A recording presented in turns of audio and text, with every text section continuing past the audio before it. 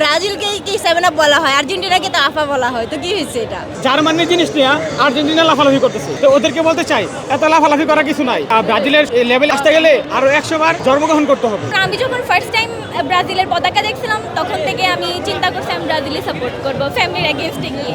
ব্রাজিলকে কেন সাপোর্ট করি, এটা আসলে যখন ছোটবেলা ছিলাম তখন যখন খেলা বুঝতাম না তখন থেকে ব্রাজিল সাপোর্ট করি। এখন যখন অনেক কিছু বুঝি তখন তো আরো বেশি সাপোর্ট করি, সবসময় ব্রাজিল সাপোর্ট করব।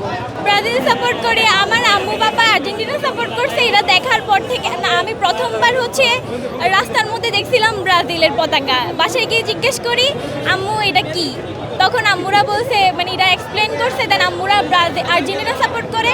এখন আমি যখন ফার্স্ট টাইম ব্রাজিলের পতাকা দেখছিলাম তখন থেকে আমি চিন্তা করছি আমি ব্রাজিলে সাপোর্ট করব ফ্যামিলির এগেইনস্টে গিয়ে।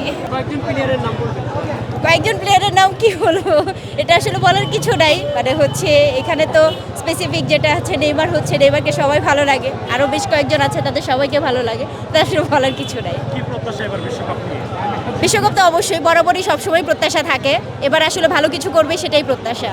আর্জেন্টিনা ফ্যানদের উদ্দেশ্যে বলতে চাই আর্জেন্টিনা যা কিছু বলার নাই, ভালো করুক, সবাই ভালো করুক নিজেদের অবস্থান থেকে, সেটাই চাওয়া। শুধু কি ব্রাজিলকেই কি 7 আপ বলা হয়, আর্জেন্টিনাকে তো আফা বলা হয়, তো কি হয়েছে এটা?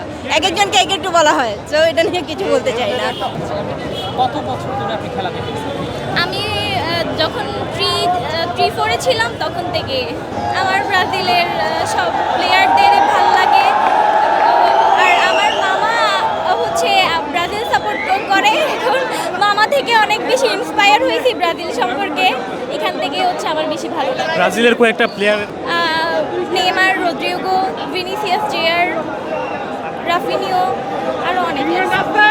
ব্রাজিল পছন্দ না করার আসলে কারণ নাই। পৃথিবীর যদি শুধু 5 বার কাপ পেয়েছে সেই জন্য না।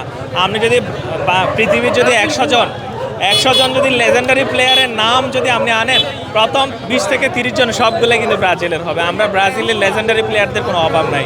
5 বার বিশ্ব চ্যাম্পিয়ন।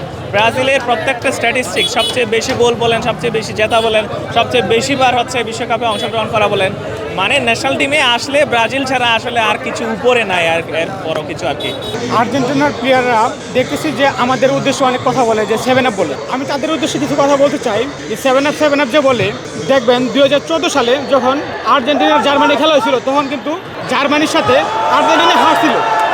তো হারার পর আর সেইখানে জার্মানি কিন্তু ব্রাজিলকে 7টা গোল দিয়েছিল। তো একটা জিনিস আমি বলি, বাপ পুত্র যখন পরীক্ষা দেয়, পরীক্ষার মধ্যে বাপে পাস করে 33-এ আর ছেলে ফেল করে, তখন এই জিনিসটা হয়ে গেলে এরকম যে জার্মানির জিনিস নিয়ে আর্জেন্টিনা লাফালাফি করতেছে, তো ওদেরকে বলতে চাই এত লাফালাফি করার কিছু নাই। ব্রাজিলের লেভেলে আসতে গেলে আরও 100 বার জন্মগ্রহণ করতে হবে।